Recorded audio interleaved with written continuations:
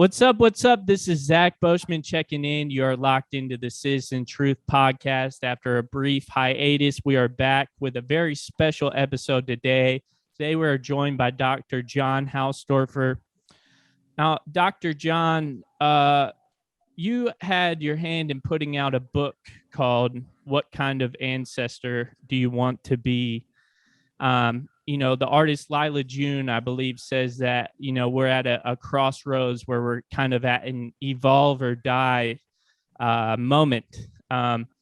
So in 2021, what does it mean to be a good ancestor? Well, it's an honor to be here, Zach. Congratulations on the website and the podcast.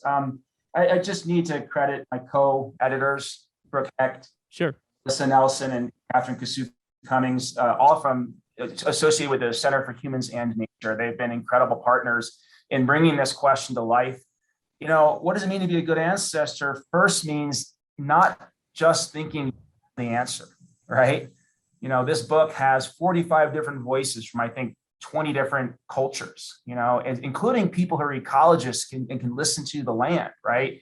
So being a good ancestor begins with humility, recognizing that it's really been individualism that's led us into this mess of the average American consuming, basically, if everyone on the planet consumed the amount of the average American, we need 3 planets, right? And so here we are living a 3-planet lifestyle that emerges from that individualism driven by consumption. And so first, what does it mean to be a good ancestor is recognizing that as an individual, you can't answer that alone, right?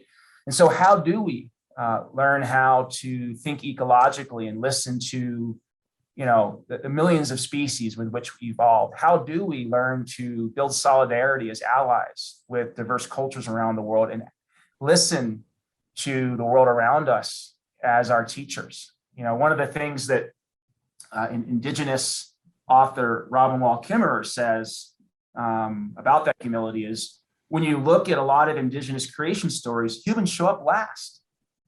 So we're showing up last. Everything else is our elder, right? And so, first is asking the land, and really connecting with your place, understanding what makes where you live the place that it is. So for example, Zach, I'm talking to you from the heart of the Rocky Mountains in Gunnison, Colorado. And for my place, the ecosystems, our sense of who we are, our economy, our cultural activities are nothing without snow in the mountains, right? Climate change is hitting that snowpack hard. And without that snow, our rivers are drying up. The ranchers are in trouble. The ski industry is in trouble. The people like the Hopi or Mexican people way downstream from us are in trouble. Riparian ecosystems are in trouble. So being a good ancestor is knowing your place and what in that place makes it that place. You fight for that. Because if you don't have that daily connection with the fight, it becomes exhausting and abstract. And so the second thing in being a good ancestor is not just going beyond your own mind and asking the land in many cultures. It's also finding the aspect of your place that makes it what it is, that makes you who you are, and fighting for that. It's still about climate change for me, right? It's still about 2050 goals of keeping things below 1.5 degrees Celsius increase globally, right? It may still involve the same strategies of transitions to renewable energies or local food systems, but what keeps the fight going is each person knowing in their heart, why me, why here, right? And so if I may, I'd like to share a couple of voices, Zach, from that would be awesome. Cultures that contributed to the book, just to give you an example of what happens when you start listening to other places. Right? For me, a professor ski bum in the Rockies, it's a fight for snowpack, which is also a fight for Hopi downstream, riparian ecosystems downstream, right? For Aaron Abeta, who's a Latinx poet from about 2 hours from here, he says, I am asked what kind of ancestor I will be. I struggle with the answer because I mistake it for asking about the future, but really it is calling me back to the places where I learned to be. And for him, Antonito, Colorado, where he's from, is a place where there always had to be a fire because, they were pretty impoverished there going back 8 generations. So they needed a good relationship with the forest to keep the house warm, right? To keep that fire going. So he calls himself an ancestor of fire, right? Continuing the practices of his grandmother. A Black author named Dr. Lindsay Lunsford from Tuskegee University, a great historic Black college. She's thinking about herself as a descendant of enslaved peoples. What does it mean for her to ask what kind of ancestor does she want to be if she doesn't know all of her ancestors because of those injustices, right? And she says to her grandchildren who are not alive yet, she says, but if fate robs you, as it has countless, of the ability to inherit your land or your legacy, if no one sings to you our family's song, if it is to be that one day you find yourself without me, without stories of where you came from, of who you are, know this, know that some things can never be lost. Even without your name, you'll always be what you're made of, right? And so that's not snowpack, right? But for her, it's like knowing you're made of struggle. And even if you don't have access to the stories of that struggle anymore, the beauty that has emerged from that, right, can always give one strength. Author from India, Vandana Shiva, she's thinking through this as well. And she says, we've been so badly trashed. And she's talking about Indian farmers, but she's also talking about affluent consumers like me, right? Who are asked to pursue happiness based on buying more crap. That's trashing me as well, right? It's keeping me from fully discovering myself. She says, we've been so badly trashed that most people feel I'm nobody. Because that's what the system's told us. You're nobody. You're disposable. No, even the tiniest microbe has meaning and significance. You have meaning and significance. And go into yourself and think of what is meaningful to you, because that then is what will give you a sense of what you want to hand over to the future and answer, what kind of ancestor do you want to be, right? Wow. And for her, the ancestor she wants to be, the first thing she said to me, Zach, thinking about climate change, she said, well, first I want to be an ancestor at all, right? That there will be future generations of, Indian people, humans in general. Mm-hmm. For her, secondly, the kind of ancestor she wants to be is one who's worked so hard with farmers to restore organic food systems that not only have they kept alive their dignity and livelihood in that place, but they've also discovered their own value through doing that, their own value from seeing the value of even microbes, right?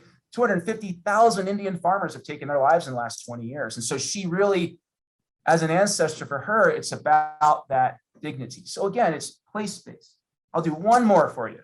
Right? Awesome. I'm loving these. All right. Indigenous author Winona Leduc, right, who's very much on the front lines of the pipeline struggle. She was Ralph Nader's running mate for the Green Party in 96 and 2000. Brilliant author. In the Ancestor book, as an Anishinaabe woman from the White Earth Reservation in Minnesota, she says this: in this life, the basic teachings are elegant and resonant. Care for yourself, the land, and your relatives. Well, now how does she translate that to her place? Okay, because that's my point here. She says, remember that this world is full of spirit and life and must be reckoned with. For me, she says, the land of berries, wild rice, maple syrup, and medicines comes with a covenant, an agreement between the Anishinaabe people, myself, she says, and the Creator. Keep that covenant, that agreement that we will take care of what is given to us, and your descendants will be grateful. And Zach, I end with Leduc because it was on the White Earth Reservation that I first heard this ancestor question. There was a man named Michael Dahl, who was a friend of hers, and he posed this question to me: what kind of ancestor do you want to be? And when you hear Leduc translate that to her place, she's talking about, say, wild rice. The way she and Michael talk about it is they're not Anishinaabe without wild rice in their stomach during the wild ricing moon in August.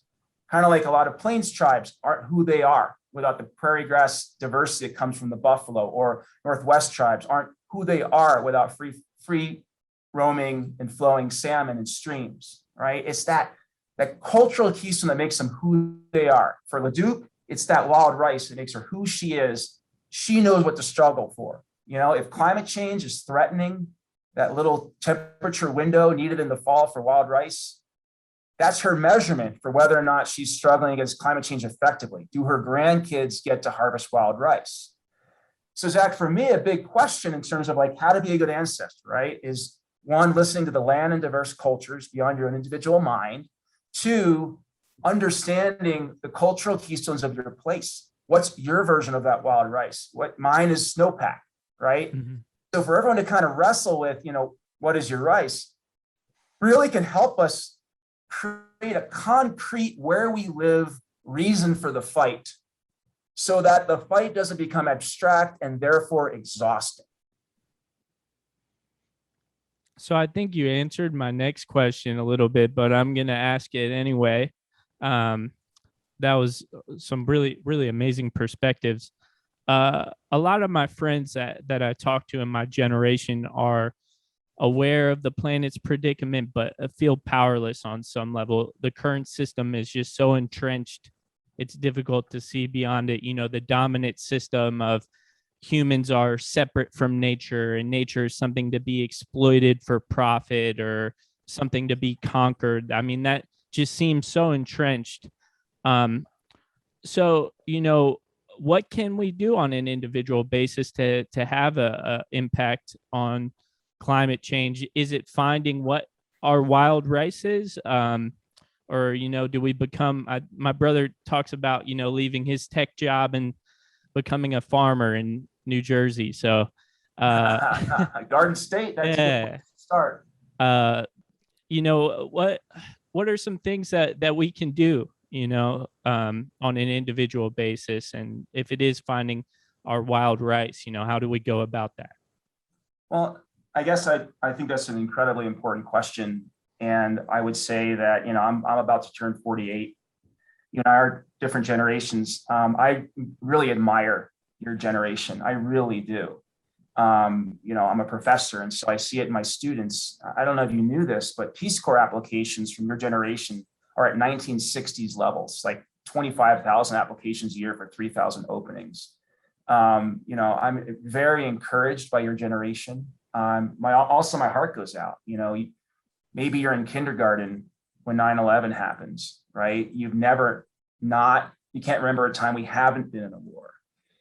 Your global consciousness formed as climate science was really being taken seriously. And for many of you, as you're really getting on your feet professionally, or just even coming of age for people younger than you, suddenly you're locked away in a global pandemic watching a fascist attack on your capital. And so I find your generation incredibly resilient to still be this freaking motivated in the midst of that childhood. I just wanted to honor that. I think, it's more on my generation to listen to you all. I'm humbled by that. I guess, part of it, Zach, is self-discovery. First, self-care. Understand that purity is poison, right?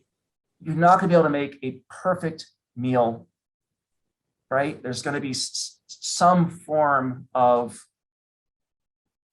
problematic process going into everything you do, whether it's the energy you use to get to work, the energy to run this podcast, the energy to get calories into your body, right?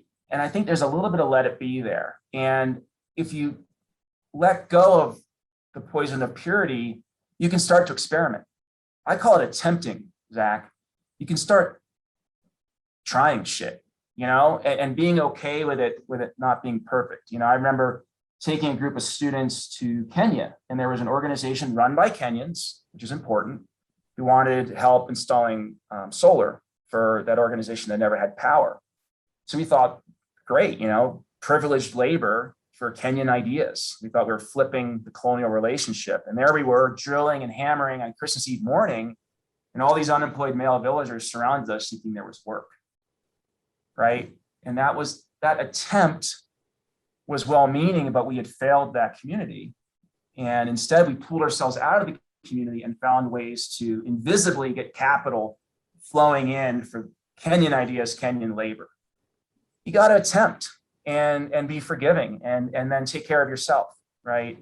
Your generation, I think, is creating a revolution of mindfulness practice, balanced life, So I really admire that. Secondly, yes, you need to know your place. We are not earthlings, Zach. We are placelings. I don't think we evolved a conscience for a global scale of problems. I think we can participate in global solutions to how we evolve, which is probably on the watershed scale, the bioregional scale. And at the center of every bioregion is the rice. Maybe it's a vital river for that place. Maybe it's a vital species that defines that place. Maybe it's something like snow for me. Maybe it's not part of a natural system. Maybe it's a sacred cultural site, right? Like the Pettus Bridge in Selma, right? Or the archaeological, sacred archaeological items in Bears Ears National Monument. But knowing that, discovering that, letting it shape who you are and realize that you're not fully yourself, you're not fighting for that. I think that's the path, Zach, and I think it needs to be fun. For Winona Leduc, that rice tastes so good, right? When she knows she's gotten her community through another harvest, right? That's a political action. It's an ecological action. It's a climate struggle, but it's good food, right? For me, I'm skiing powder, hoping and reminding myself through play and re-energizing myself through play of what my fight is. And if we just make it abstract, man, and just make it about purity, which is impossible, we're going to exhaust ourselves, and that helps nobody. And I think your generation, that's what I'm learning from my students. If I'm lecturing doom and gloom, they're done. Like, I'm Gen X. We ate up doom and gloom. Because that's how we thought we were engaged with the world. And I'm learning from your generation, like, we get it. We want to be involved in solutions. It better be collaborative, it better be egalitarian, and it better be playful. And it challenges me every day. That's a really good answer. So this is kind of this next question is a obvious one that a lot of people are asking right now is, can capitalism in its current form continue to exist while averting climate catastrophe? And I also want to add on to that, with your experience, being out here in the trenches, tackling this subject all the time, with people in the U.S. And their aversion to anything that is not capitalism, is that a valuable question to spend time on? Well, as you know, I try to avoid abstractions, right? In capitalism's an abstraction. We have a false dichotomy about alternatives to capitalism, looking at the 20th century brutal state-driven communist regimes. And that has scared us away from thinking about third ways of being economically together. So part of me wants to speak in a generalization and say that capitalism is fundamentally a violent system. Why is it violent? I don't so much mean physically in terms of over the history of capitalism, these have been the labor conditions, this many people have died unnecessarily, these have been the ecological impacts. I don't so much mean that. I think there's a spiritual violence to capitalism in that what really drives that system is the idea of reducing complexity down to commodities, right? So you can have a whole complex culture, like the Anishinaabe community, that it is who they are if there's wild rice in August in their stomach, right? And through capitalism, there's been a successful attempt to develop a wild rice that could be grown in ponds in California and patent that and slap the label wild rice on it and outcompete those indigenous rice growers. The cultural complexity that goes into what wild rice is on the White Earth Reservation, the ecological complexity necessary for that wild rice to continue, the connection between humans and nature necessary that goes back to the ancestors, the creator, right? What makes capitalism violent is it takes that complexity and reduces it down to profit, regardless of culture and ecology. So there's a spiritual violence to that profit motive. Secondly, we're looking at a planet of finite resources and an economy that spins the tale of infinite growth. And so seeking an infinite growth on a finite planet is also fundamentally violent because it wraps us up in narratives that make us forget about the consequences of our comforts. For example, the the idea that rain follows the plow, or that rain would follow the plow in the 1890s through 1930s in the American plains, led to the Dust Bowl that not only displaced indigenous communities, but displaced Dust Bowl farmers, making it, a fifth of the continent uninhabitable, right? That capitalist ideology of, this is like a manifest destiny, the frontier idea, the idea that as long as there's a new place to go for land and labor, you don't have to fully care for your place and people, is fundamentally violent, leading to things like there's got to be more oil in Iraq so I can keep driving, right? Leading to the commodification of space. And so for me, the alternative is not any kind of 20th century state communism. To me, the alternative, I would say, sometimes I joke with my students, I got this from a brilliant guy named Devon Pena, and he says, I'm not a communist, I'm a commonsist, right? Looking at and fighting for that snow as the commons. No one owns it, we all need it to live, right? Looking at and fighting for the atmosphere as the commons, right? Refusing to accept the idea that CO2 is higher than it's been in 2 million years. That's an attack on the commons, right? Looking at no one can own a patent to a seed that comes out of a whole cultural history on white earth, right? That's the commons, that idea. And so, for me, it's about the alternative to global growth capitalism, which I need, by the way. If I want to send my kids to college, I need my investments to grow, right? I'm kind of a hypocrite here. Purity is poison. But the alternative I'd like to see is place-based, like I said, finding your rice in that place and centering more localized economies around the dignity of labor, around a love of the complexity of ecological health as the cultural keystone to who we are, feeding our relationships, our spirit, our bodies, rethinking the good life, not around standard of living, which you measure by GDP, but around quality of life, right? Which you measure around happiness and all the subcategories of happiness, right? Community, access to healthcare, access to education, connection with nature, deep relationships with neighbors, that light up all the great parts of what it means to be human. The ability to experience, satisfaction and passion in a way that's outside of shame, as we're learning from LGBTQ plus movements. And that's from your generation, Jack. So to me, it's not about that old dichotomy of, well, look what happened when the Soviet bloc stepped away from capitalism.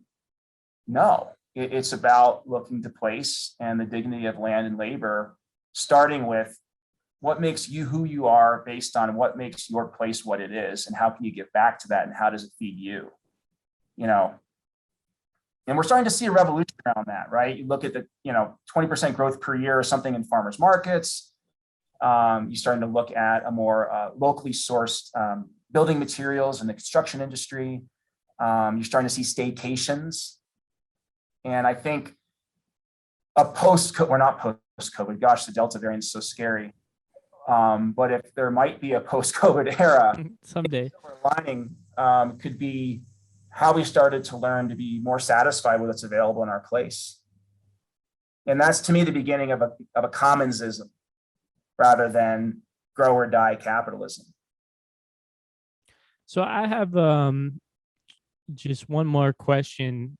I was watching some of your lectures, and a couple of times you brought up one of the projects that your students were doing with ranchers out west. And you said that the ranchers didn't necessarily believe in climate change, but I think it was something to do with the way that they were herding their cattle. They found a way to capture more carbon. Can you speak to this project and maybe talk about what building alliances across the aisle to save the planet might look like? Yeah, and I like that as a segue, right? Because we were just talking about focusing in locally and looking at local wisdom, right? As to build a commonsist approach to an economy, right? And we need to remember that the roots of the word economy is in Greek is oikos, which is the root of both ecology and economy, which means the household. Right? And so we can see ourselves across the aisle, as you say, a rancher and an ecologist equally caring for the household of a place, the household of a bioregion. And they both need that household to be healthy for each of their values. We can step out of these old dichotomies between, ranchers are overgrazing and desertifying the West, and ecologists are there to save the day, but some of their solutions are too federal, and now ranchers feel like they've been displaced by the government. Here we are again with the Bundys, right? What I've learned from my students who are Gen Z right now, that it's blowing my mind, is they're just not as compelled by those old divisions. They don't have a dog in that fight. They're interested in what does it take when you can cut across those divisions, let's put it this way, Zach. Too often in our politics, we collide over differing beliefs, right? Whether or not the government should fund healthcare, differing beliefs. And we forget about shared values. It's pretty hard to find someone who doesn't believe a child should have access to healthcare somehow. That's a shared value. We just have different beliefs as to whether or not it should come from government funding. But all of our political fights end up just there in the differing beliefs. What my students are showing, get under that. Get under whether or not, methane from cattle and overgrazing has been historically problematic. Let's get under that and find a shared value. And that shared value, for example, here in the Mountain West is healthy grasslands and healthy soil for healthy grasslands for the rancher, right? That's for the sake of staying on the land that their great grandmother was on. And if someone doesn't see that as sacred, I'm going to have an argument with them, even if I agree with them on other issues, right? That's beautiful, yeah? And if they can partner with ecologists who need those grasses to be healthy, who need that soil to be healthy, to sequester carbon, right? In an era of the UN saying it's a code red for humanity in terms of climate change, now we've got shared values. And so what's been happening is a number of students working with Cold Harbor Institute, my grad students, been working with them to bunch and move livestock around in a way that mimics wildlife. And what's been happening is, rather than overgrazing, they've been enhancing grasslands, soil quality, carbon sequestration. And so suddenly, right, climate action, right, is a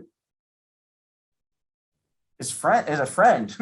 Climate action is a friend to maybe a climate skeptic rancher who's scratching their head over how to stay on, their great grandparents' land and how to pass it on to the great grandkids. And Zach, now we get to what kind of ancestor do you want to be again? What kind of ancestor do you want to be? Is a shared values question. I want to listen to a rancher who's fourth generation, who wants an eighth generation on that land. Who better, other than an indigenous community that goes back to the beginning of the human story, who better to teach me, regardless of whether or not we agree on masks or whatever, right? And it's a diverse community, so many of them are progressive, but who better to listen to, right? To understand what kind of ancestor I want to be than people who, if they get their land wrong, can't eke out a life. And at that point, I realized, Zach, and this gets back to what is your rice? What is your fire? What is your snowpack?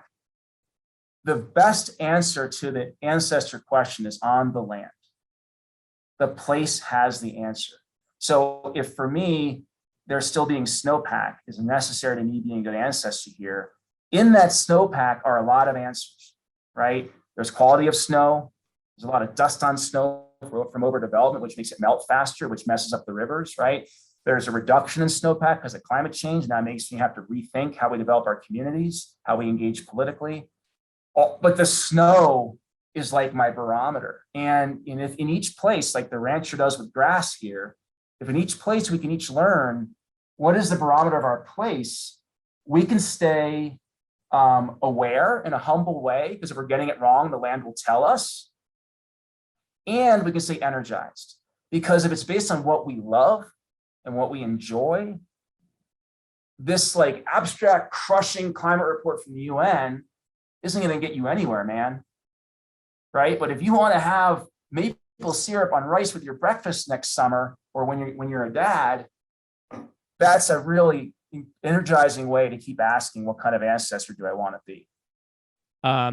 What is the Center for Humans and Nature, and why is it called the Center for Humans and Nature? Yeah, and you know, I'm a fellow at the Center for Humans and Nature, so I'm a little shy to speak for the whole center, but what really drew me in is they're trying to understand the human place in more than human systems, of which we're always and already a part. And so if indeed humans are part of ecological systems, then ecological care begins with caring for each other, right? And what the Center for Humans and Nature is starting to do is really revolutionize who is an environmental writer, for whom is environmental health, and really looking at diverse cultural voices, social justice movements that disrupt the traditional conservationist conversation. And so it's an honor to be involved with them. You know, we've got this What Kind of Ancestor You Want to Be book. I want to give props to Christy Belcourt, the artist who did this incredible painting. And then on September 15th, we have a 5-book box set coming out called Kinship, Belonging in a World of Relations, that, you know, brings in even more authors. And it's all from the Center for Humans and Nature. They've started a press. And so it's pretty cool stuff. I'm just incredibly honored, and they're very humble. Like, they're constantly bringing in voices from more diverse communities to challenge them on, you know, who are they to define human place in the greater than human world. So it's fun to be involved with them. John, thank you so much. This conversation gave me a lot of hope.